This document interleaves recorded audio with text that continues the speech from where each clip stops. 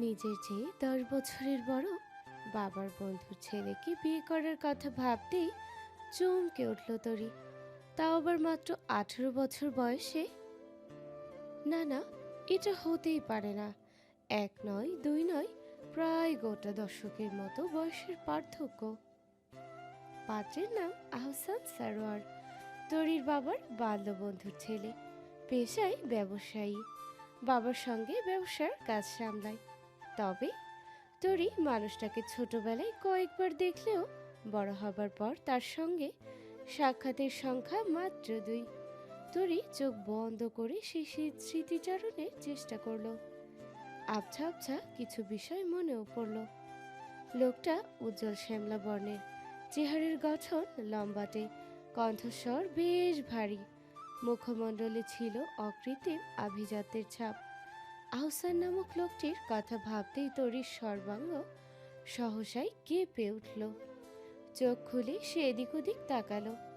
এরূপ অপরিচিত আগন্তুকের সঙ্গে সে কিভাবে সারা জীবন কাটাবে? কথা তো দূরে থাক, লোকটির দিকে সে কখনো মাথা তুলে সরাসরি তাকিয়েও দেখেনি। যেটুকু অবলোকন করেছে তাও ঘটেছে আর চোখে। তবে তরি আর কিচ্ছু ভাবতে পারল না। এক দৌড়ে ছুটে গেল মা মনোয়ারার কাছে। মনোয়ারা চাল থেকে কঙ্কর বাছতে ব্যস্ত তখন। নিজের ইতস্তত বোধ কাটানোর সহায়ক হিসেবে তরি ওনার আঁচল হাত দিয়ে মুড়োমুড়ি করতে লাগলো। মনোয়ারা স্বল্প আঁচ পেয়ে মেয়ের দিকে ফিরে তাকালো। তরির মাথা নিচু দেখে কিছুটা আন্দাজ হয়তো করেই ফেলল। মায়ের মন বলে কথা। তরি ভীত স্বরে বলল, আমি কিছু বলতে চাই। মনোয়ারা জবাবে বললেন, বলো, আমি তো মুখ বেঁধে রাখিনি তোমার। তরি মাথা নিচু করে বলল। বিয়ের বিষয়ে কথা বলতে চাই।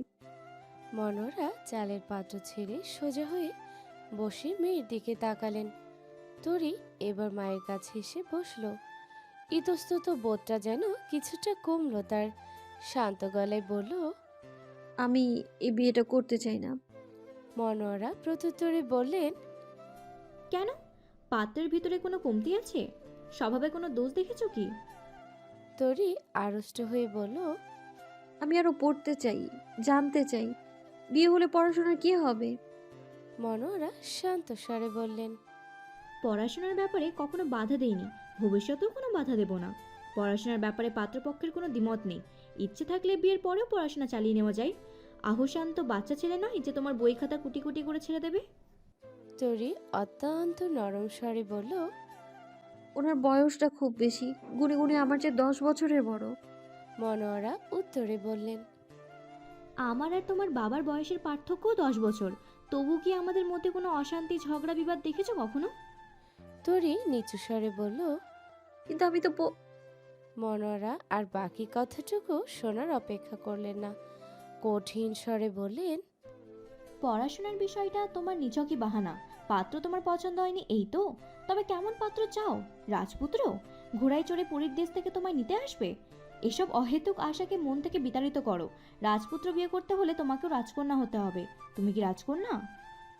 তরির দিকে প্রশ্নের বাণ ছুড়ে দিতেই তরি এদিক ওদিক মাথা দুলিয়ে না বোঝালো। মনোয়ারার কণ্ঠস্বর এবার কিছুটা নরম হলো। মেয়েকে কোমল হয়ে বললেন, বাবা মরা মেয়েদের এই সমাজে কেউ মূল্য দেয় না মা। তোমার বাবা আমাকে নিঃস্ব করে দিয়ে চলে গেছেন।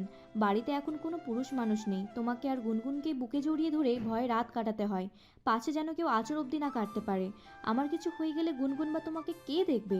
জানি আমাকে হয়তো তোমার এখন খুব কঠিন হৃদয়ের পাষাণ মনে হচ্ছে, কিন্তু আমি তোমার ভালো বই মন্দ ভাবছি না। তোমার বড় চাচা তার জুয়ারি ছেলের সঙ্গে তোমার বিয়ে দেওয়ার জন্য উঠে পড়ে লেগেছেন। আমি একা তোমায় সুরক্ষিত রাখতে পারবো না। ভেবে নাও আমি নিজের জায়গায় আহসানকে রেখে তার হাতে তোমাকে তুলে দিচ্ছি।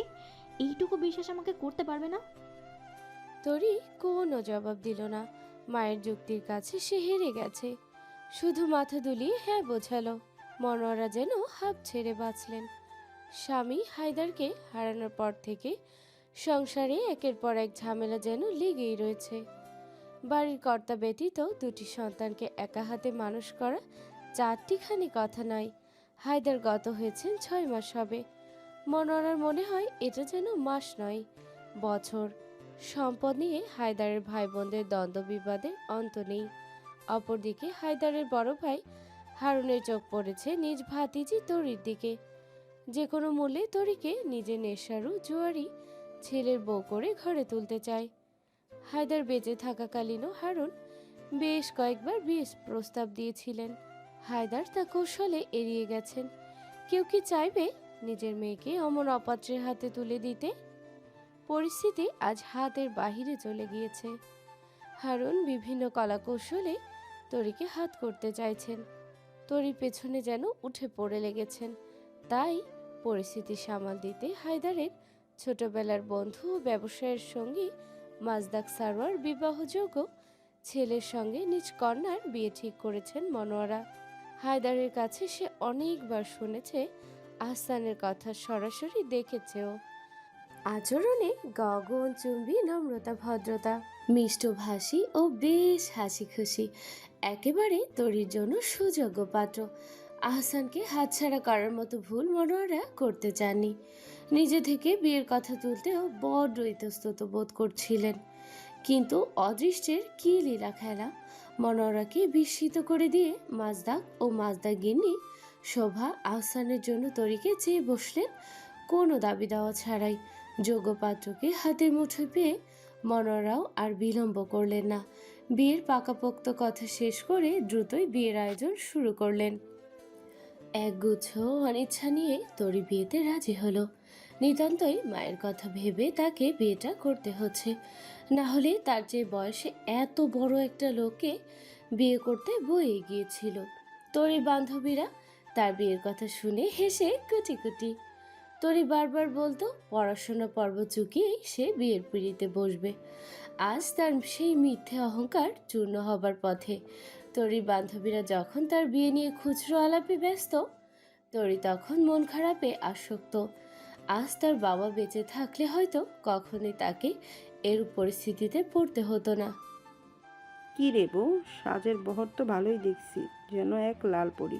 এত সেজে গুজে লাভ কি? রাতে তো দুলাভাই সবকিছুর উপরে তাণ্ডব চালাবে। তরি নিজের বান্ধবী মিশমির এরূপ বক্তব্য শুনে মুখ নামিয়ে নিল। অন্যেরা হেসে ফেললেও তরি হাসল না, কিংবা লজ্জা পাওয়ার ভানও করল না। খুব গম্ভীর করে বসে রইল। কাটার মতো বিচ্ছে তার গায়ে কথাগুলো। তবে তরির বান্ধবীগণের হাসি ঠাট্টা বেশিক্ষণ স্থায়ী হলো না। মনোয়ারা এসে সকলকে বললেন, কাজী সাহেব চলে এসে বসে আছেন, বরযাত্রীও এসে গেছে, তাড়াতাড়ি তরিকে নিয়ে পাঠাও। মনোয়ারার তাড়া খেয়ে তরিকে নিচে পাঠিয়ে দেওয়া হলো। তরি নিচে গিয়ে বসতেই কাজী সাহেব বিয়ে পড়াতে শুরু করলেন। তরি মাথা নিচু করে বসেই রইল। তরির অপর পাশে বরের বেশে বসে থাকা আহসানকে একবার মাথা উঁচু করে দেখার প্রয়োজনও বোধ করল না তরি। কবুল বলার ঠিক আগ মুহূর্তে তরি মাথা তুলতেই পরস্পরের চোখাচোখি হলো। তরি মুহূর্তে নিজের দৃষ্টি অন্যদিকে ফিরিয়ে নিল। সরাসরি না বলেও তরির চোখের ভাষায় বলে দিতে সক্ষম ছিল যে সেই বিয়েতে রাজি নাই। অতঃপর দুই পক্ষের সম্মতি দান ও কবুল বলার মাধ্যমে বিয়ের কার্যক্রম সম্পাদন হলো। মনোয়ারা তরির দিকে তাকিয়ে চোখ মুছলেন। তরির বিয়ে নিয়ে হায়দারের কত স্বপ্ন ছিল। সব সময় বলতেন তরিকে তিনি রাজপুত্রের সঙ্গে বিয়ে দিবেন। তরি পড়াশোনা করে অনেক বড় হবে। মনোয়ারা কখনোই ভাবেনি হায়দার চলে যাওয়ার পর সব কিছু এভাবে এলোমেলো হয়ে যাবে। তরির বিয়েতে তার চাচা ফুপিদের দাওয়াত করলেও হারুনের জের ধরে তারা কেউই আসেননি। পাড়া প্রতিবেশীও স্বল্প মানুষ নিয়েই বিয়েটা হয়েছে। 7-5 ভাবতে ভাবতেই তরির বিদায় বেলা এগিয়ে এলো। বিদায়ের সময় মা মেয়ে উভয়ের কান্না দেখে সকলের চোখেই পানি চিকচিক করছিল। 9 বছরের ক্লাস 4-এ পড়ুয়া অবুঝ গুনগুন তো কিছুতেই বোনকে ছাড়তে চাইছিল না।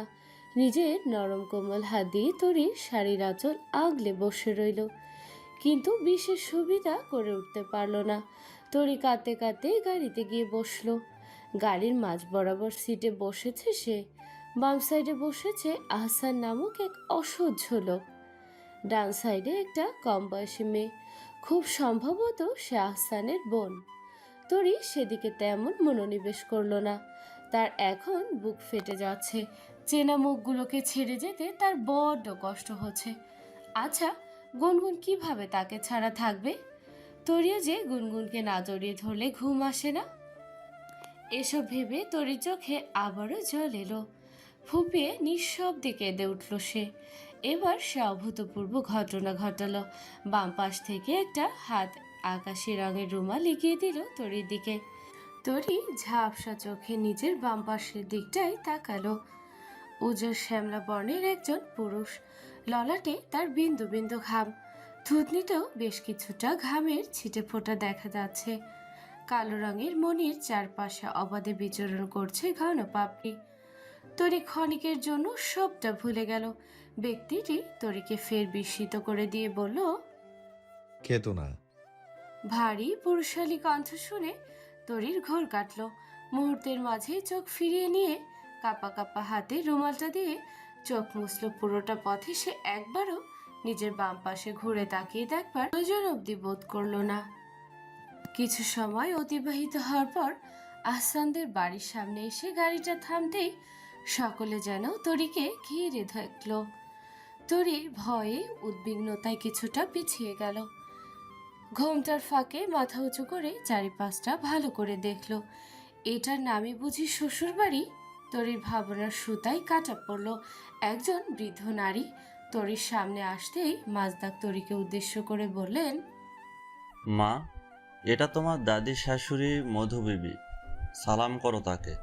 তরি মাথা ঝুঁকিয়ে পাশ হয়ে সালাম করার আগে মাজদাক ফের বললেন, আহা, এভাবে মাথা নিচু করে সালাম করতে নেই, তুমি সাধারণভাবে সালাম দাও। তরি একটা লম্বা সালাম দিল। মধুবিবি সালামের জবাব দিতে তরি আলতোভাবে ঝোঁক গেল। কেমন যেন ভয় লাগছে তার। মধুবিবি এগিয়ে এসে নিজ গলা হতে একটা মোটা সোনার হার খুলে তরির গলায় পরিয়ে দিয়ে বললেন, এই হার যত্ন কইরা রাখো, আমাদের বংশের ধারা এইটা। তুমিও তোমার নাতির বউরে এইটা তার বিয়ার দিনে পরাইয়া দিবা। তোমার কাছে আমানত রাখলাম। তরি মাথা নাড়ালো। সিরিয়ালে সে দেখেছিল নায়িকার বিয়ে হওয়ার পর নায়কের দাদি কথায় কথায় নায়িকাকে অপমান করে, সংসারে শুধু অশান্তি করে। কিন্তু বড় বিস্ময়কর বিষয়, তরির এই বিধূটিকে মোটেও সেরকম মনে হচ্ছে না। আশ্চর্য, উনি এখনো তরিকে অপমান কেন করছেন না? রকচাটা স্বরে কেন বলছেন না যে, তোমাকে আমি এই বাড়ির বউ হিসেবে মানি না। এক্ষুনি বেরিয়ে যাও এই বাড়ি থেকে। এই বাড়িতে তোমার কোনো ঠাঁই নেই। বিয়ে উপলক্ষে রুমির কাজের শেষ নেই। এ ঘর থেকে ওটা আনো, সে ঘর থেকে সেটা আনো, সব তো তাকেই করতে হচ্ছে নাকি? নতুন বইয়ের জন্য শরবত নিয়ে যাওয়ার পথে বিরাট জোরে ধাক্কা খেল সে। ভারী ট্রে হাতে রুমি বড় বড় চোখে দেখল, এটা আর কেউ নয়, ভাইয়ার একটা বাদর বন্ধু আছে, তার নাম রঙ্গন। এই বাদরটাকে বিয়েতে দাওয়াত দেওয়ার কি প্রয়োজন ছিল? লেজ কাটা বাদর কোথাকার। শোভা আর আহসানের বোন রুমি তরিকে একটা ঘরে বসিয়ে রেখে গেছে। ফুল নামক বস্তুর প্রতি তরির ছোটবেলা থেকে এক বিশেষ দুর্বলতা রয়েছে। কিন্তু আজ যেন সবকিছু কেমন ম্লান লাগছে। পুরো ঘর ফুল দিয়ে সাজানো, তবুও তরির সেসবের প্রতি বিন্দু পরিমাণ আগ্রহ কাজ করছে না। বরং ইচ্ছে হচ্ছে হাত দিয়ে সব কোটি কোটি করে ছিঁড়ে দিতে। বিছানার মাঝে আবার ফুল দিয়ে লাভ বানানো হয়েছে। তাতে লেখা রয়েছে A+T। এ মানে আহসান, টি মানে তরি। তাদের দুজনের নামটা কি তবে একসঙ্গে জুড়ে গিয়েছে? ঘরে তরি ব্যতীত কেউ নেই। দরজার বাহিরে থেকে অনেক হৈহট্টগোলের আওয়াজ আসছে। তরির অবশ্য সেদিকে মন নেই। গুনগুনের কাদো কাদো মুখখানা চোখের সামনে ভেসে উঠতেই তরি ফের কেঁদে ফেলল। কপল ছুঁয়ে নোনা পানির স্রোত গেল। পেয়ে তরি বড় একটা ঘোমটা তুলে সটন হয়ে বসে রইল। ঘোমটার আড়ালে টলটলে অশ্রু মুছতে ব্যস্ত হয়ে গেল সে। হঠাৎ কি যেন ঠিক নড়ে উঠল। তরি ভয়ে সিলিং ফ্যানের দিকে তাকালো। শৈশবের ভয় যেন মাথা চাড়া দিয়ে মনের ভেতরে ঢুকে গেল। সিলিং ফ্যানটা খুলে পড়বে না তো গায়ে? তবে ঘটনা ঘটল তার ঠিক উল্টো। সিলিং ফ্যানের কিছুই হলো না। বিকট শব্দে তরি যে বিছানার উপরে বসেছিল সেটা ভেঙে গেল। তরি ভয়ে ছিটকে বিছানার অপর হাতলটা ধরে এক প্রকার নিজেকে বাঁচিয়ে নিল। অযাচিতভাবে প্রখর শব্দের আওয়াজে সবাই সেই ঘরে হানা দিল। দরজা দিয়ে বড় ছোট সকলে উকিঝুঁকি দিয়ে তরিকে দেখতে লাগলো। সেই মুহূর্তে পুরো বাড়িতে রটে গেল নতুন বউ খাটের ওপর বসে খাট ভেঙে ফেলেছে। একে তো নতুন পরিবেশ, এর মধ্যে আবার খাট ভাঙার মতো কুৎসিত কাহিনী। ভয়ে অস্বস্তিতে তরি জমে গেল। এই অপ্রীতিকর অবস্থা থেকে তরিকে রক্ষা করলেন শোভা বেগম। খবর পেয়ে শোভা দ্রুত এসে তরিকে রুমির সঙ্গে অন্য ঘরে পাঠিয়ে দিলেন। সকলকে বেশ বকাঝকাও করলেন। পরিস্থিতি শান্ত করে শোভা তরির কাছে গেলেন। অতি নরম সুরে বললেন, তুমি কি ভয় পেয়েছো মা? ওই ঘরটা সুন্দর আর বড় বলে সবাই ওখানেই বাসর ঘর সাজিয়েছিল। ওটা তোমার দাদা শ্বশুরের ঘর। আত্মীয় স্বজন সকাল থেকেই ওই ঘরে বসে হেঁচে খেলেছে। পুরোনো আমলের খাট তো এত ভয় সহ্য করতে পারেনি। তুমি এর জন্য নিজেকে দোষ দিও না, তোমার দোষ নেই। যা ভেঙে যাওয়ার তা ভাঙবেই। তুমি কিংবা আমি কেউ চাইলেও সেটা ধরে রাখতে পারবো না। আহসানের বাবাকে অনেক দিন বলেছি ওই ঘরের খাটটা তুলে দিতে, বেশ নড়বড়ে হয়ে গেছে, নতুন খাট কিনে বসাতে। উনি বাবার স্মৃতি বলে এড়িয়ে গেছেন। আজ ভাঙলো তো ভাঙলো, নতুন বই সামনেই ভাঙলো। তুমি আমাকে ক্ষমা করো মা। তরি আড়ষ্টতা কাটিয়ে কথা বলতে পারল না। শোভা আবারও বললেন, এটা তোমার আর তোমার বরের ঘর। আমি কত বলেছিলাম এই ঘরের বাসর সাজাতে। নচ্ছার ছেলে মেয়েগুলো আমার কথাই শুনলো না। আচ্ছা করে বকে দিয়েছি সবগুলোকে। ওই ঘুরে ফিরে আসানের ঘরেই আসতে হলো তোমায়। খামোখা তোমায় এত লজ্জায় ফেললাম। শোভা তরিকে শাড়িটা ঠিকঠাক করে দিয়ে রুমিকে নিয়ে বের হয়ে গেলেন। যাওয়ার সময় আলতো করে ঘরের দৌড় দিয়ে গেলেন। তরি জড়তার সংকোচে আবারও কেঁদে ফেলল। এত কান্না পাচ্ছে কেন তার? ভয়ে নাকি লজ্জায়? তরি তুলতুলে কপাল ছুঁয়ে নোনা পানির স্রোত গেল। মিনিট খানিক পর দরজা খোলার আওয়াজ পেয়ে তরি নড়ে চড়ে বসল। বড় একটা ঘোমটা তুলে সটন হয়ে বসে রইল। ঘোমটার আড়ালে টলটলে অশ্রু মুছতে ব্যস্ত হয়ে গেল সে। আকস্মাৎ এক বলিষ্ঠ হাত তরির মুখের ঘোমটাটা তুলে দিল। তরি চোখ মেলে তাকালো। চোখে বাড়িধারা চিকচিক করছে। আহসান ক্ষীণস্বরে বলল, এখনো কাঁদছো? আর কেঁদো না। তরি প্রত্যুত্তরে বলল, আমি কিন্তু মোটেও আপনাদের বাড়ির খাট ভাঙিনি, ওটা একাই ভেঙে গেছে। আহসান শান্ত গলায় বলল, আচ্ছা মানলাম, কিন্তু এখন আর কেঁদো না। এত কাঁদলে শরীরের নোনা পানি সব শেষ হয়ে যাবে। পরে সারাদিন স্যালাইন খেয়ে কাটাতে হবে। তোমার বুঝি স্যালাইন খুব পছন্দ? তরি ভেজা গলায় বলল। মোটেও না, ওটা কোনো খাবার জিনিসই নয়। আহসান ঠোঁট টিপে হাসল। সজ্জাল স্বরে বলল, তাহলে কেঁদো না। তরি কান্নাকাটি থামিয়ে প্রতিবাদী কণ্ঠে বলল, সবকিছু নিজে ঘটিয়ে আমাকে কাঁদতে নিষেধ করছেন? সবকিছু আপনার জন্যই হয়েছে জানি আমি। আহসান বিস্মিত হয়ে বলল। ওমা, এই মেয়ে বলে কি? আমি আবার কি করলাম? তরির মুখে যেন খই ফুটে উঠল। রূঢ় কণ্ঠে সে বলল, আপনি তো আমাকে আমাদের বাড়ি নিয়ে এলেন। আপনি যদি আমাকে না নিয়ে আসতেন তবে কি আমি এত কাঁদতাম? সব দোষ আপনার। আহসান ঠোঁট এলিয়ে হেসে ফেলল। তরি টলমল চোখে আহসানের হাসি মাখা মুখ অবলোকন করলো। আহসান মিষ্টি করে হেসে বলল, মানলাম সব দোষ আমার, ঘাট হয়েছে আমার, তবুও তুমি আর কেঁদো না। তরি আহসানের কথায় বিশেষ কান দিল না। উল্টো তাকে উদ্দেশ্য করে বলল, কাঁদবো, আরো বেশি করে কাঁদবো, তাতে আপনার কি? আহসান তরির দিকে এক পলক তাকিয়ে রইল। জবাবে বলল, সবটাই তো আমার, এরপরেও এই প্রশ্ন? আহসানের এরূপ ঘোর মিশ্রিত কণ্ঠ শুনে তরির মনে কেমন যেন ঢেউ বয়ে গেল। অস্বস্তিতে চোখ ফিরিয়ে নিতে চাইলেও আহসানের দৃষ্টিতে বাধা পড়ে গেল সে। অদ্ভুত বিষয় তো, লোকটা তার দিকে এভাবে তাকিয়ে আছে কেন? তরি আর চোখে আহসানের দিকে তাকিয়ে রুষ্ট গলায় বলল, আপনি এইভাবে তাকাবেন না।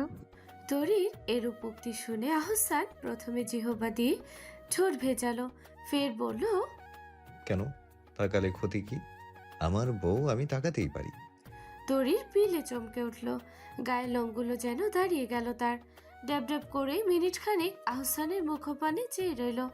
লোকটা কি তাকে বউ বলল? তবে পর মুহূর্তেই তরি লজ্জা পেয়ে চোখ নামিয়ে ফেল। আহসান তরির কার্যকলাপ সূক্ষ্মভাবে লক্ষ্য করতেই মনে মনে এক দফা হেসে নিল। তরির দিকে নিজের হাতখানা বাড়িয়ে দিয়ে বলল, আমাকে কি বিশ্বাস করা যায় তরি? তুমি কি বিশ্বাস করতে পারছো আমায়? তরি নির্বিঘ্নে কঠোর স্বরে বলল। না, যায় না। না বোধক উত্তর শুনে আহসান দীর্ঘশ্বাস ফেলল। অনেকটা সময় নিশ্চুপ রইল। অতঃপর বিছানা থেকে নেমে আলমারি খুলে পরনের উপযোগী জামা কাপড় বের করলো। তরিকে উদ্দেশ্য করে বলল। তুমি বসো, আমি জামা কাপড় ছেড়ে আসছি। তরি কোনো সঙ্গতিপূর্ণ উত্তর দিল না। আহসান আর অপেক্ষাও করলো না। জামা কাপড় হাতে যখনই দরজা খুলে বের হতে যাবে, ঠিক সেই মুহূর্তে তরি বলল। একটু শুনুন। আহসান পিছন ফিরে তাকালো। তরি মিহিসারে বলল। আপনাকে পুরোপুরি বিশ্বাস করা যায় না, তবে একটু একটু করা যায়। আহসান পাশ ফিরে নিজের বদনখানি ঢেকে ফেলল। মুখে এক চিলতে হাসি নিয়ে সে বলল। আমি একটুতেই সন্তুষ্ট। আহসান আর দাঁড়ালো না, দরজা খুলে বেরিয়ে গেল। আহসান যাওয়ার পরপরই তরি নিজের ক্লান্ত শরীরটাকে বিছানার মাঝে সঁপে দিল। সারাদিনের ক্লান্তি ধকলের চাপে নিমিষে সে নিদ্রাদেশে তলিয়ে গেল। আহসান দরজা খুলে ঘরে প্রবেশ করতেই থমকে গেল। বিছানায় জবুথুবু তরিকে ঘুমন্ত অবস্থায় দেখে সে নমনীয় হয়ে পড়ল। বালিশটা নিয়ে তরির সন্নিকটে গিয়ে বসল।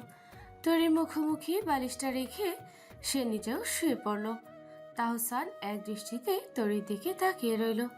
পলকই যেন পড়ছে না।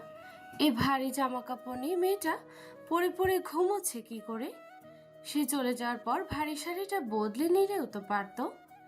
এত খামখেয়ালি হলে কি চলে? আহসান তরির আঁচলটা হাত দিয়ে স্পর্শ করলো। নাকের সামনে নিয়ে ঘ্রাণও নিল, কেমন একটা নারী সুলভ ঘ্রাণ। এই লাল টুকটুকে গম্ভীর মেয়েটা কি আসলেই তার বউ? মুহূর্তটাকে স্বপ্ন ভেবে আহসান নিজের হাতে চিমটি কাটলো। বেশ ব্যথা লাগলো। মুখাবয়বের ওপরে রোদ্দুরের তীব্র ঝলকানির অস্তিত্ব টের পেতেই ঘুম ভেঙে গেল তরির। চোখ মেলতেই দেখলো আহসান ঠিক তার বরাবর মুখ গুজে ঘুমিয়ে আছে। শিথিল দেহে তীব্র যৌবনের ছাপ। তরি কেমন নড়ে চড়ে উঠল। এক মনে তাকিয়ে রইল স্বামীর পানে। মানুষটাকে দেখে কালকে যতটা ভয় লেগেছিল আজ মোটেও সেরকম লাগছে না। আচ্ছা, লোকটা কি আদতে আসলে এরূপ শান্ত? তরি তর্জনীটা স্বামীর ঠিক গাল বরাবর রাখলো। চাপ দাড়িগুলো আলতো হাতে ছুঁয়ে দেখলো। এরপর থুতনিটা ছুঁয়ে দেখার জন্য যখন হাত বাড়াতে যাবে, অকস্মাৎ আহসান ঘুম থেকে উঠে গেল। ফোলা ফোলা চোখে তরিকে দেখলো। তরি অস্বস্তিতে চোখ নামিয়ে নিল। আমতা আমতা করে বলল। মশা বসেছিল। আহসান পাশ ফিরে শুয়ে পড়ল। তরির সঙ্গোপনে মুচকি হাসতে হাসতে বলল। আচ্ছা। আহসানের উত্তর শুনে তরি দীর্ঘ নিঃশ্বাস ফেল। ভাগ্যিস লোকটা টের পায়নি। তরি বিছানা থেকে উঠে বসলো। তার আর ঘুম আসছে না। আলমারির ওপাশ থেকে লাগেজটা নিয়ে সেটা খুললো। পরনের জন্য একটা শাড়ি বের করলো। মনোয়ারা তরিকে বারবার বলে দিয়েছেন বিয়ের পরদিন নতুন বউরা শাড়ি পরে। মনোয়ারা নিজেই তরিকে গাঢ় নীল রঙের শাড়িটা কিনে দিয়েছেন। সঙ্গে মানানসই ব্লাউজ বানিয়ে রেখেছেন দর্জিকে বলে। তরি শাড়ি হাতে পা টিপে টিপে গোসলখানায় গেল। গোসল শেষ করে গাঢ় নীল রঙের শাড়িটা পরে তোয়ালে মাথায় ঘরে ঢুকলো। আহসান তখন সবেমাত্র বিছানা থেকে উঠে বসেছে। তরিকে নীল রঙে দেখে সে বড় সড়ো চমক খেলো। তরি চুল বেয়ে টপ টপ করে পানি পড়ে কোমর পিঠ ভিজে যাচ্ছে। তরি অন্যমনস্ক হয়ে বারবার তোয়ালে দিয়ে চুল মোছার বৃথা চেষ্টা চালাচ্ছে। আহসান চোখ ফেরালো না। উজ্জ্বল দৃষ্টিতে সে তরিকে বারংবার ঘুরে ফিরে গভীরভাবে পর্যবেক্ষণে ব্যস্ত। পর্যবেক্ষণের মাত্রা এতটাই গভীর যে এক পর্যায়ে আহসানের মনে হলো সে চাইলেই তরি চুল বেয়ে পড়া পানির ফোঁটাগুলোকে নিমিষেই গুনে শেষ করতে পারবে। আনমনে তার চোখ পড়ল তরির পিঠের ব্লাউজের ফিতার দিকে। অবহেলিত ফিতা দুটো খোলা। এত নিখুঁত বিষয়বস্তুর মাঝে এতটুকু ভুল ঠিক মানাচ্ছে না। এই অবদ্ধ জিনিসগুলোকে একটা বাঁধনে বাঁধা দরকার। আহসান তরির ঠিক পিছনে গিয়ে দাঁড়ালো। পিঠে টান অনুভব করতেই তরি একবার পিছনে ফিরে তাকাতে চাইল। তবে আয়নায় আহসানের প্রতিচ্ছবি দেখে আর পিছু ফিরল না। আড়ষ্ট হয়ে দাঁড়িয়ে রইল। ফিতা দুটোকে বেঁধে দিতে গিয়ে আহসান তরির মসৃণ পিঠের দিকে তাকিয়ে রইল কিছুক্ষণ। কোমল হৃদয়ে উত্তাপ বয়ে গেল যেন। প্রথমে দ্বিধাবোধ করলেও মনের নিকট দ্বিধা যেন বাধা পড়ল। আলতো করে ঠোঁট ছুঁয়ে দিল তরির পিঠদেশে। আকস্মিক বৈধ ছোঁয়ায় তরি যেন কেমন মিয়ে গেল। এরূপ স্পর্শ সে আগে কখনো পায়নি। পেছন ফিরে লাজে সে আহসানের বুকে মুখ লুকালো। সম্বিত ফিরতেই চমকে উঠল, দ্রুত সরে গেল। মানুষটাকে কাল রাতেও তার বড্ড মন্দ বলে মনে হচ্ছিল। আজ তার স্পর্শে বিন্দুমাত্র খারাপ লাগছে না কেন? শোভা তখন নাস্তা টেবিল সাজাতে ব্যস্ত। তরি তার সামনে এসে দাঁড়াতেই ঠোঁটে ঝলমলে হাসির ঝলক দেখা গেল। মাজদাক টেবিলের ঠিক সাইডের শাড়ির চেয়ারে বসে একমনে পেপার পড়ছিলেন। তরিকে দেখে পেপার ভাঁজ করে ফেললেন। তরি জড়তা সংকোচে মাজদাকে সালাম দিল। মাজদাক তরি সালামের উত্তর নিলেন। ফের তরিকে উদ্দেশ্য করে বললেন, তোমাকে দেখলেই আমার বুকের ভেতরটা ফেটে যায় মা। তোমার বাবা কতটা অমায়িক ব্যক্তিত্বের মানুষ ছিলেন সেটা শুধু আমি জানি। ভাবতে পারিনি হায়দার এভাবে চলে যাবে। চায়ের আড্ডায় তোমার বাবার স্থানটা যখন ফাঁকা দেখি না, কতটা শূন্য মনে হয় তোমাকে বলে বোঝাতে পারবো না। সেই ছোট্টবেলা থেকে হাসি খেলে দুষ্টুমি করে একসঙ্গে বড় হয়েছে। আহারে বন্ধু আমার। স্বভাবত তরি খুবই আবেগপ্রবণ একটি মেয়ে। বাবার প্রসঙ্গ উঠতেই চোখে ঝাপসা হয়ে গেল তার। বিষয়টা লক্ষ্য করতেই শোভা নিজ স্বামীকে বললেন, দিলে তো এই সকাল সকাল মেয়েটাকে কাঁদিয়ে। সকালবেলা এসব না বললে কি হতো না তোমার? মাজদাক অতি নরম সুরে তরিকে বললেন, কেঁদো না মা। তোমার বাবাকে আমি কথা দিয়েছি আমি কখনোই তোমার চোখে জল আসতে দেব না। তোমাকে কাঁদতে দেখলে হায়দার কিন্তু আমার সঙ্গে অভিমান করবে। তরি শাড়ির আঁচল দিয়ে চোখটা মুছে ফেলল। বাবার কথা মনে পড়লে তার খুব কষ্ট হয়, খুব। সকলে নাস্তা খেয়ে উঠবার সময় মধুবেবী বেশ কিছুক্ষণ তরির গতিবিধির দিকে লক্ষ্য রাখলেন। তরিকে ডাক দিয়ে কিছু বলতেও চাইলেন, তবে পরিবারের অন্যান্য সদস্যদের সামনে এত খোলামেলা বিষয় আলোচনা বাঞ্ছনীয় নয় ভেবে আর বললেন না। কিন্তু তরির ভেজা চুল দেখে আত্মতৃপ্তি পেলেন। তখনই শোভা তরির হাতে এক কাপ চা দিয়ে বললেন, আসানকে দিয়ে এসো। নাস্তা শেষে চা না পেলে তার আবার মাথা ব্যথা হয়। তরি চায়ের কাপ নিয়ে সোজা ঘরের দিকে গেল।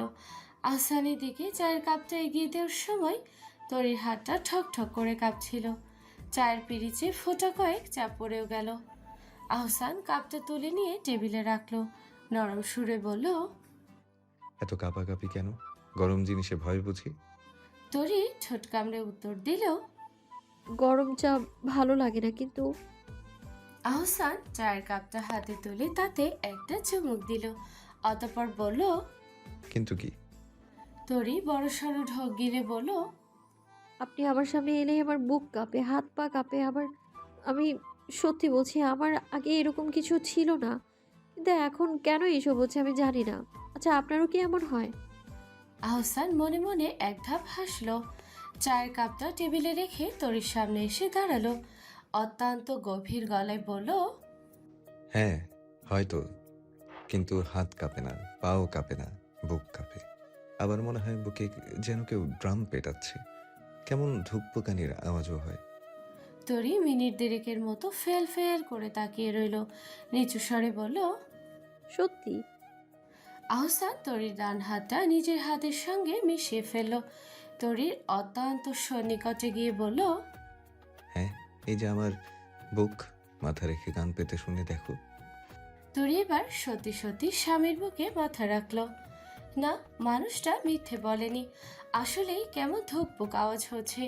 মাজদাক সরোয়ারের ডাকে দুই যুগলের ঘোর কাটল। তরি স্বামীর বুক ছেড়ে সরে দাঁড়ালো। বাবার ডাক শুনতে পেয়ে আহসান দ্রুত পায়ে হেঁটে বেরিয়ে গেল।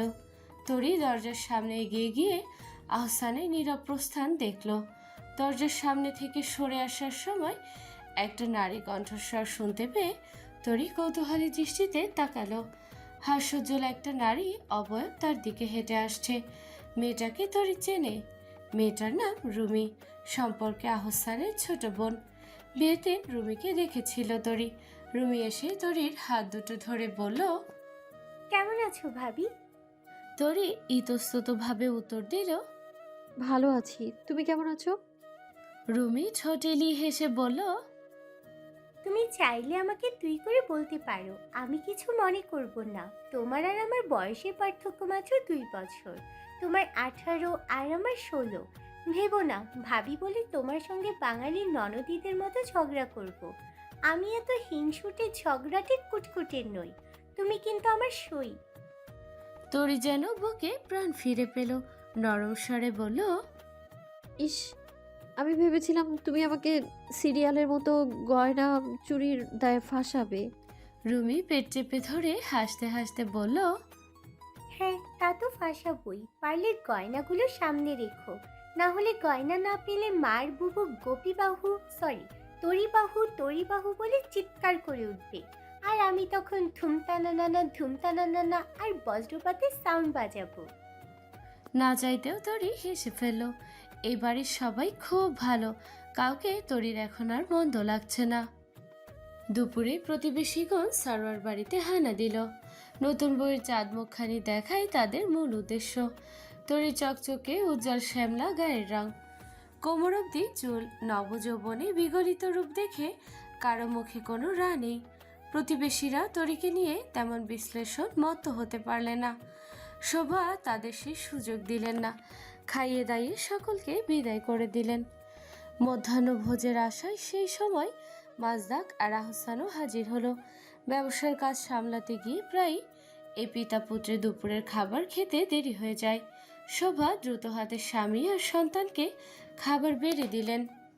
কোথায় গিয়েছিলেন আপনি? দুপুরের খাবার শেষ করে কাজের ছুতোয় সবে ঘরে ঢুকেছিল আহসান। নিজ স্ত্রীর প্রশ্নে বাধা পড়ল সে। হাতের কাজ ছেড়ে তরি প্রশ্নের উত্তরে বলল, কাজ যদি না করি তবে তুমি বেকারত্বের অজুহাত দেখিয়ে ছেড়ে চলে যাবে। তরি নির্দ্বিধায় বিজ্ঞের ন্যায় বলল, মোটেও না, মা আমাকে বলেছেন সবসময় সুখে দুঃখে স্বামীর পাশে থাকতে। আহসান তরির দিকে তাকিয়ে মুচকি হাসল। তরি ড্যাব ড্যাব করে তাকিয়ে স্বামীর ঠোঁটের হাসিকে অবলোকন করলো। ঠোঁটগুলো তার গোলাপি রঙের। আজকালকার উচ্ছৃঙ্খল ছেলে পেলেদের মতো সিগারেট খেয়ে ঠোঁট কালো করে ফেলা ছেলেদের মতো নয়। তরির ভাবুকতা দেখে আহসান তার দিকে কয়েক ধাপ এগিয়ে গেল। পকেট থেকে মুঠো ভর্তি কাচের চুড়ি বের করলো। নীল রঙের জলজলে তকতকে চুড়িগুলোকে তরির হাতে পরিয়ে দেওয়ার জন্য হাত বাড়িয়ে দিল। তরি সেই হাত সাদরে গ্রহণ করলো। উদীয়মান প্রতীকের ন্যায় নিজের হাতখানা মেলে ধরল স্বামীর দিকে। গোল গোল চুড়িগুলোকে হাতে পরানোর সময় সুরসুরিতে তরি চোখ বুজে ফেলল। আহসান সেসব অগ্রাহ্য করে নিজের কাজে ব্যতিব্যস্ত রইল। চুড়িগুলো সে কিনেছে অতি গোপনে, সকলের অগোচরে বলা যায়। পকেটে ঝনঝন আওয়াজে শব্দে মাজদাক কয়েকবার সন্দেহজনক দৃষ্টিতে তাকিয়েছিল। আহসান সুকৌশলে পরিস্থিতি সামলে নিয়েছে। নীল রঙের শাড়িটার সঙ্গে চুড়িগুলো দারুণ মানিয়েছে। তরি চুড়িফুর্ত হাত দুটো ঝাঁকালো। আহসান নিঃশব্দে চুড়ির সেই ঝনঝন আওয়াজের শব্দ শুনতে লাগলো। চুড়িগুলো পরস্পরের সঙ্গে বাড়ি খেয়ে যেই অদ্ভুত শব্দের সৃষ্টি করেছে তা আহসানের কাছে বড়ই মধুর বলে মনে হলো। আজ সকাল থেকে সবকিছু এত অপূর্ব লাগছে কেন, তার কারণটা কি? তরি এই বাড়িতে আসার পর থেকে তরির সবচেয়ে বেশি মনে পড়ে গুনগুনকে। রাতে দুই বোন একে অপরকে জাপটে ধরে ঘুমাতো। তরি কাদামাটি দিয়ে গুনগুনকে কতবার হাড়ি পাতিল যে বানিয়ে দিয়েছে তার হিসেব নেই।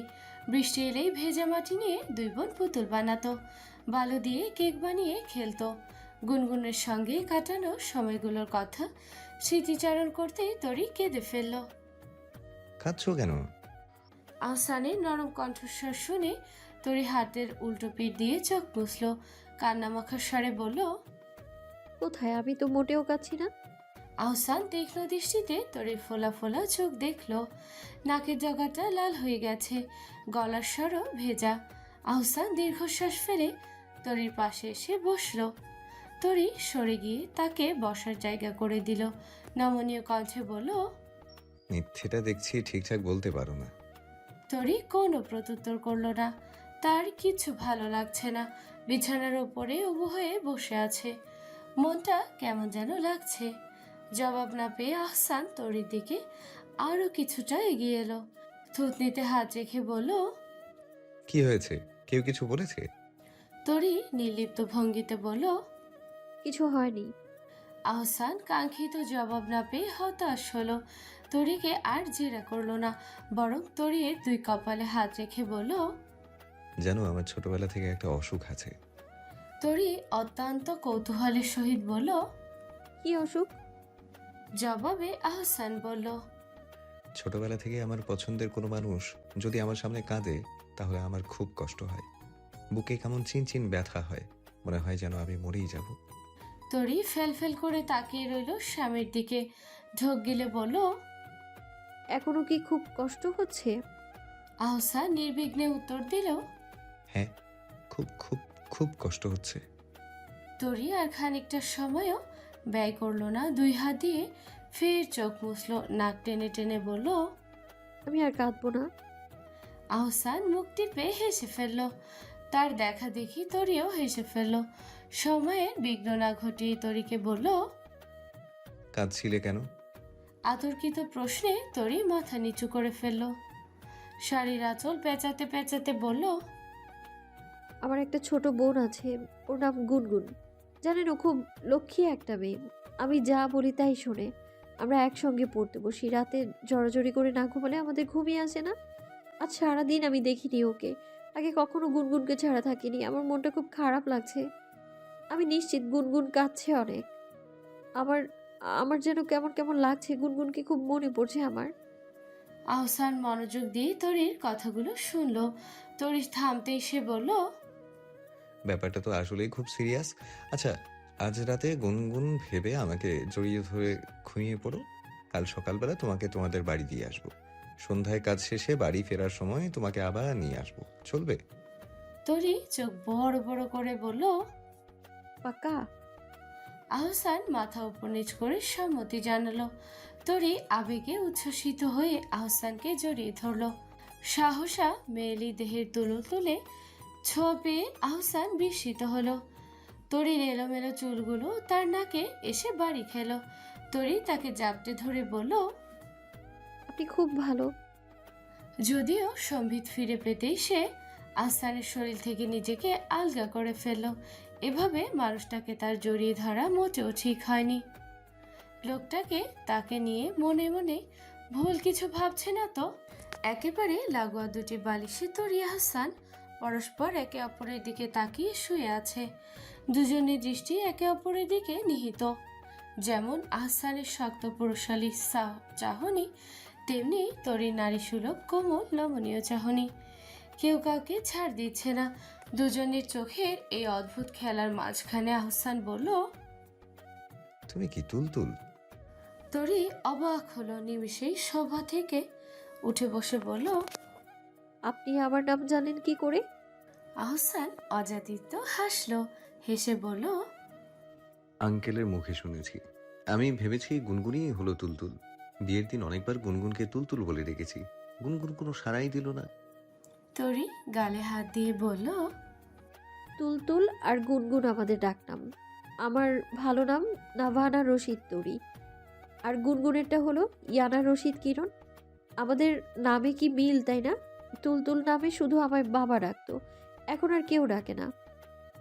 আহসান মিনিট খানিক নীরবতা পালন করলো, তারপর বলল। আমি যদি তোমাকে তুলতুল ডাকি খুব বেশি ক্ষতি হবে কি? তরি মাথা দুলিয়ে না বোঝালো। এর অর্থ আপনি আমাকে তুলতুল ডাকলে মোটেও ক্ষতি হবে না। আজ সকাল থেকে তরি বেজায় খুশি। গাঢ় লাল রঙের জামদানির শাড়ি পরে টুকটাক সেজে বসে আছে সে। হাতে গলায় সবাই পরিয়ে দেয়া সোনার গহনা। বিবাহিত মেয়েরা বাপের বাড়ি গেলে সোনার গয়না পরেই যেতে হয়। তরি নিজের পায়ের দিকে তাকালো। পা দুটো খালি খালি লাগছে। দুপায়ে আলতা পরলে মন্দ হতো না, কিন্তু কে দেবে তাকে আলতা? দরজা খোলার শব্দে তরি পিছন ফিরে তাকালো। আহসানকে দেখে ঠোঁটে মুচকি হাসি ফুটে উঠল। এগিয়ে গিয়ে বলল। আপনি কিন্তু বলেছেন আজ বাড়ি নিয়ে যাবেন। কখন নিয়ে যাবেন আমরা কখন যাব? তরির প্রশ্নের উত্তরে আহসান দিতে পারল না। তরির এলোমেলো প্রশ্ন তার কানে ঢুকছেই না। তার দৃষ্টি সম্পূর্ণ তরির দিকে নিবদ্ধ। মেয়েটাকে কেমন বউ বউ লাগছে। বউই তো, তারই বউ এটা। মাথায় পাকা গিন্নিদের মতো খোপা বাঁধা, হাতে সোনার বালা, গলায় মোটা হার পরা। আহসান দরজা ধরে তাকিয়ে থাকলো। তরি আবার প্রশ্ন করলো, নিয়ে যাবেন না? আহসান হকচকিয়ে উঠল। আমতা আমতা করে বলল, ওই হ্যাঁ, বাইক বাইরে আছে, আমি চাবিটা নিয়ে যাচ্ছি, তুমি এসো। আহসান চাবি হাতে বেরিয়ে যেতেই তরি তার পিছু পিছু আঁচল ঘোরাতে ঘোরাতে এলো। আহসান আর চোখে তরিকে দেখলো। বড্ড খোশ মেজাজে আছে সে। আহসান বাইকে বসে তরিকেও বসার ইঙ্গিত দিল। তরি বাইকে উঠে প্রথমে একটু দূরত্ব বজায় রেখেছিল, তারপর কি ভেবে যেন এগিয়ে এসে বলল, একটা হাত রাখলো আহসানের কাঁধে, অপরটা আহসানের বুকে। তরিদের বাড়ি থেকে আহসানদের বাড়ির দূরত্ব খুব বেশি নয়। বাইক জোরে টান দিলে খুব একটা সময় লাগে না।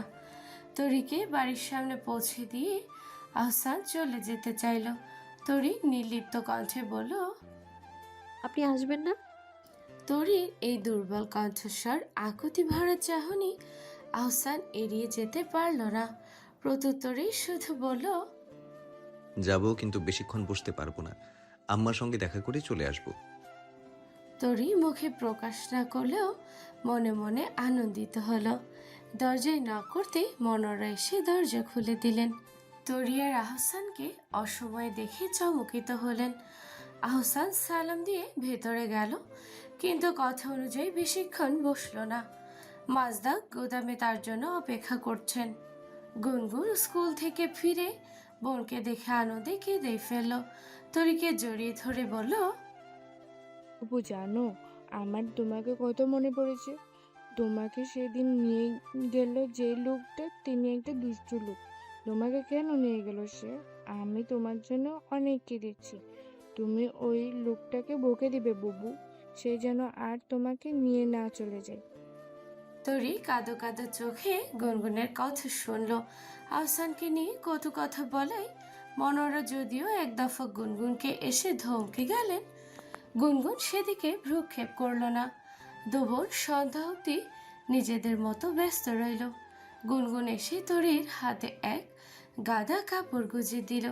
তরি সেগুলো দিয়ে পুতুল বানালো। সুতো কেটে মেয়ে পুতুলটার মাথায় চুল দিল। একটা বর পুতুল, অপরটা বউ পুতুল, আরেকটা ছোট্ট বাবু পুতুল। উঠোনে পাতা দোলনায় দুবোন দোলও খেলো। কথা মাফিক সন্ধ্যাবেলায় আহসানের বাইক তরিদের গেটে এসে থামতে গুনগুন জানালা দিয়ে উকি ঝুঁকি মারল। মনোরা গেট খুলতে আহসান ভেতরে প্রবেশ করতেই গুনগুন তরির শাড়ির আঁচল টেনে ধরে বসে রইল। তরির কানে ফিসফিস করে বলল, বুবু, ওই দুষ্টু বদ লোকটা আবার এসেছে। ওই তোমাকে নিয়ে যেতে এসেছে। তুমি একদম ভয় পেও না। ও তোমার কাছে আসলেই আমি ওকে কামড়ে দেব। আমার দাঁতে অনেক জোর আছে বুবু। সেদিন ক্লাসের একা আমার খাতা ছিঁড়ে ফেলেছিল।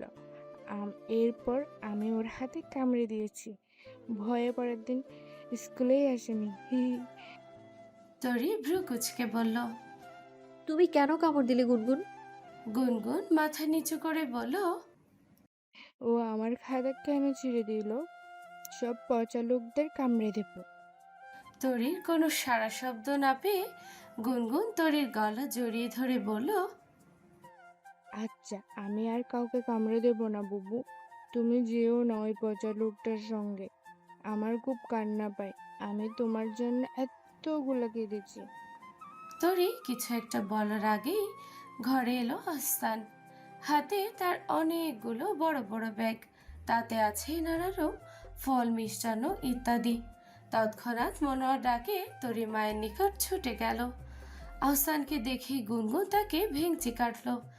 আহসান সবকিছু অগ্রাহ্য করে গুনগুনের পাশে গিয়ে বসলো।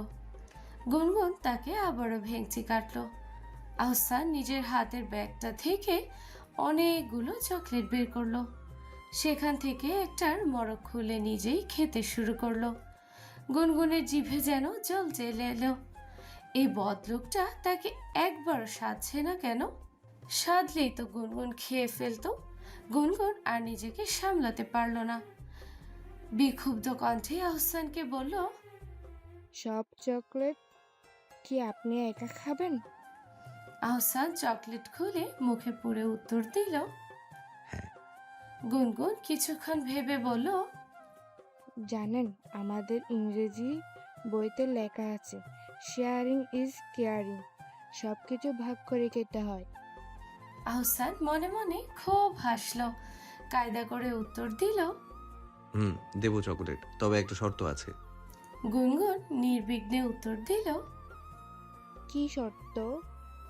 আহসান নিজের বৃদ্ধাঙ্গুলি তুলে ধরে বলল। আমার সঙ্গে ভাব করবে?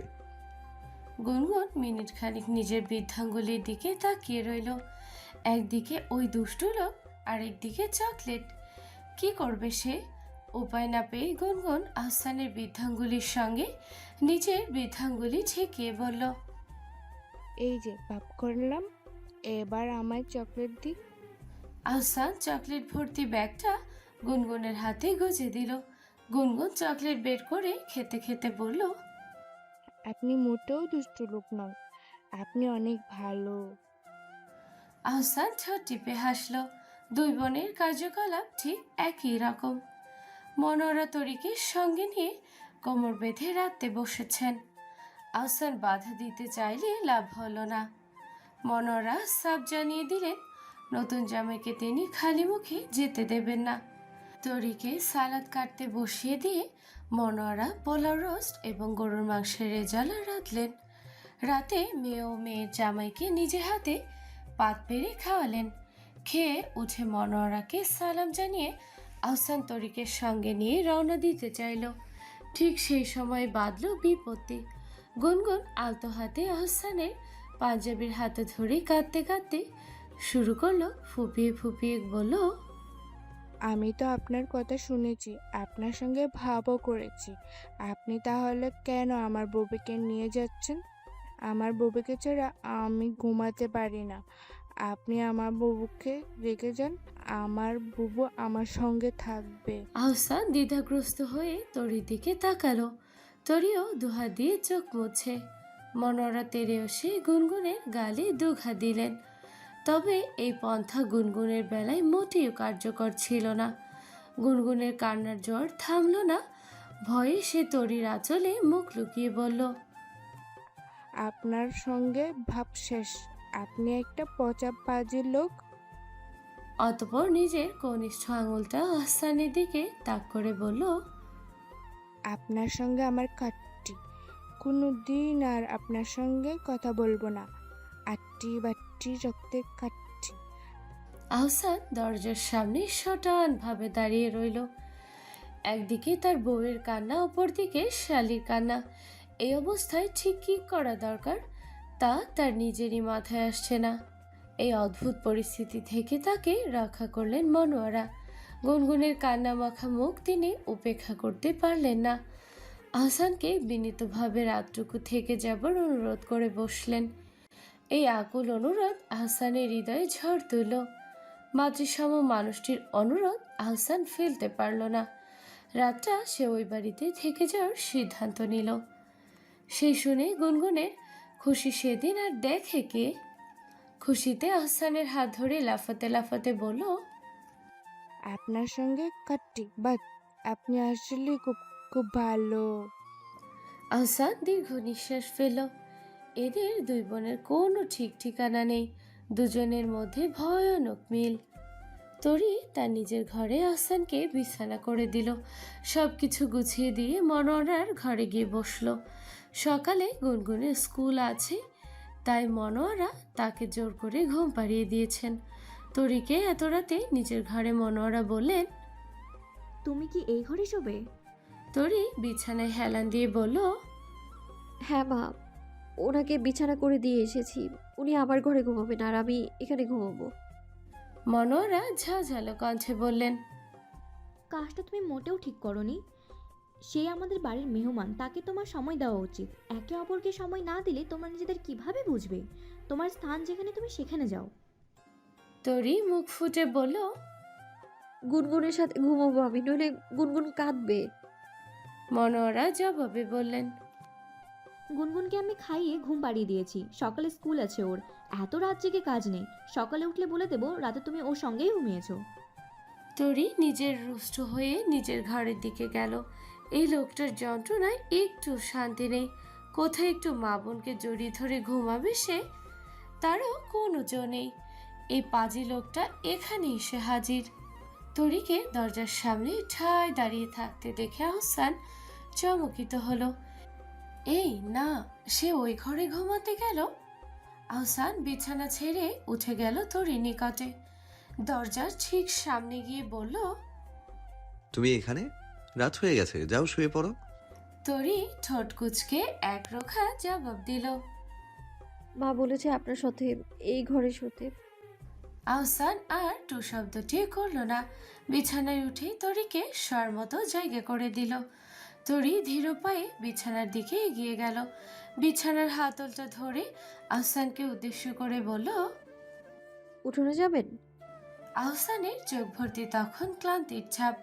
তরির কথাগুলো শুনে তার নিদ্রাভাব কেটে গেল। হতবিহ্বলের ন্যায় বলল, এত রাতে? তরি চঞ্চল ছন্ন ছাড়া মেয়েদের মতো হাত পা ছুঁড়ে বলল। হ্যাঁ, আজকে একটা সিক্রেট মিশনে নামবো। আহসান কপাল কুঁচকে ফেলল। তরির দিকে তাকিয়ে বলল, কিসের মিশন? তুমি কি স্পাই? তরি ফিস ফিস করে বলল, এত শত জানি না।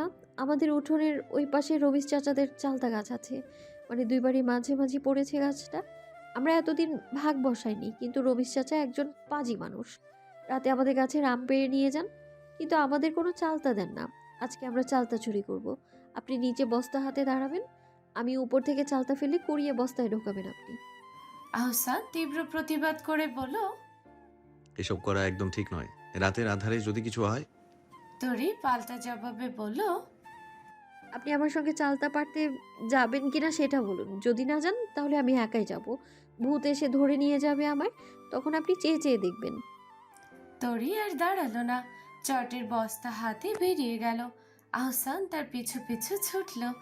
গাছে ঠিক নিচে এসে তরি ফিস ফিস করে বলল, আপনি নিচে দাঁড়ান, কোনো শব্দ করবেন না কিন্তু। চালতা নিচে পড়লে টপাটপ ব্যাগে ভরে ফেলবেন, ওকে? আহসান প্রত্যুত্তরে বলল, লাঠি নেই? লাঠি বা বাঁশের সঙ্গে জালি ব্যাগ পেঁচিয়ে দিলেই হতো। আমি হাত দিয়েই চালটা পেরে দিতে পারতাম। খামো খাওয়ার সময় গাছে উঠবার কি দরকার? তরি কোমরে হাত দিয়ে বলল, এই রাতের আধারে আমি বাঁশ টোকাতে এখন বাঁশ বাগানে যাব? বাঁশ এসে আমার গায়ে পড়লে বাঁচবো আমি? আহসান যুক্তিতর্কে বইয়ের কাছে হেরে গেল। হতাশ হয়ে চটের ব্যাগ হাতে দাঁড়িয়ে রইল। তরি শাড়ির আঁচল কোমরে গুজে গাছের নিচু ডালে আগে পা রাখলো। হাত বাড়িয়ে গোটা চারেক চালতা পেরে নিচে ছুঁড়ে মারল। আহসান তা সযত্নে চটের বস্তায় ভরল। আহসান বাম দিকে আঙুল দিয়ে ইশারা করলো তরিকে, অর্থাৎ তরি তুমি বাম দিকের ডাল থেকে চালতা পারো। তরি স্বামীর কথা মতো বাম দিকের ডালে পা দিল। গোটা কয়েক চালতা আবারও নিচে ছুঁড়ে মারল। এবারের চালতাগুলোর সাইজ আগের থেকেও অনেক বড়। এভাবে চালতা পারতে পারতে চটের বস্তা 3 ব্যাগ ভরে গেল। তবে এবারে তরি বড়সড় গোলমাল পাকিয়ে ফেলল। গাছ থেকে নামার সময় ভুল করে নরম ডালে পা ফেলতেই ডাল সহ তরি বিকট শব্দে নিচে পড়ল। ঘটনাটা এতই দ্রুত ঘটল যে আহসান মিনিট খানিক প্রায় স্তব্ধ হয়ে দাঁড়িয়ে রইল। ডাল ভাঙার শব্দ শুনে পাশের বাড়ির আলো জ্বলে উঠল। তরি ভয় পেয়ে আহসানের দিকে তাকালো। এত কাহিনী ঘটার পর ধরা পড়লে সর্বনাশ। আহসান চালতার বস্তা ছেড়ে দ্রুত তরিকে কোলে তুলে নিল। তরি ফিস ফিস করে বলল, আমার চালতা কোথায়? আমাকে ছাড়ুন আগে, চালতাগুলো সাইড করুন। চালতা সহ ধরা পড়লে কেউ আমাদের আস্ত রাখবে না। আহসান তরির দিকে বিরক্ত হয়ে তাকালো। দুনিয়া একদিকে, চাল তার একদিকে। ব্যথা পেয়েও মন থেকে চাল তার নাও সরছে না। তরিকে সে কোলে থেকে নিচে নামালো। এক হাতে তার ভারী চাল তার বস্তা, অপর হাতে তরিকে সামলে ধরেছে সে। এই মেয়ে পড়ে গিয়ে নিশ্চিত হাত পা মচকে ফেলেছে, দাঁড়াতেও পারছে না ঠিকঠাক ভাবে। অতপর আহসানের কাঁধে ভর দিয়ে তরি ঘরে এলো। আহসান চাল তার বস্তা ঘরে রেখে বলল, শিক্ষা হয়েছে এবার তোমার? এত রাতে অন্ধকারে গাছে উঠলে ঝামেলা হবেই, তাও আবার অন্যের গাছে। কোথায় ব্যথা পেয়েছো দেখি? খুব লেগেছে বুঝি? তরি রাগান্বিত স্বরে বলল, না লাগেনি, দাঁড়াতে পারছি না ঠিক করে, পা মুচকে গেছে আর কোমর সোজা করতে পারছি না আমি। পিঁপড়া কামড়ে পা ফুলিয়ে দিয়েছে আমার। আহসান নরম স্বরে বলল। পা টিপে দেবো আমি? তরি তড়িৎ উত্তর দিল, মা বলেছে স্বামীর গায়ে পা দিতে হয় না, তাহলে নাকি অনেক পাপ হয়। আহসান মাথা চুলকে ছোট্ট শ্বাস ফেলল। বাঁকা চোখে তরির দিকে তাকিয়ে বলল, তাহলে তোমার কোমর মালিশ করে দিতে বলছো? যদিও আমি সেটা বেশ ভালোই পারি। তরি আহসানের বাঁকা চাহনির মানে বুঝল না, উল্টো খুশি হয়ে আহসানকে বলল, দিন না প্লিজ, খুব ব্যথা করছে। চিরুনিদানির ওখানে সরিষার তেল আছে, ওটা দিয়ে মালিশ করে দিন। এটুকু বলেই তরি পাশ ফিরে শুয়ে পড়ল। আহসান হতাশ হলো। এ মেয়ে তার কথাই মানেই বোঝেনি। বুঝলে কোমর মালিশের কথা শুনে এত খুশি হতো না। আহসান চিরুনি দানের সামনে থেকে সরিষার তেলের শিশিটা নিল। দুহাতে তেল নিয়ে তরির কোমরের উপর রাখলো। আহসান লক্ষ্য করলো তার হাত পা কাঁপছে। দ্বিধা নিয়ে সে তরির কোমরে হাত রাখলো।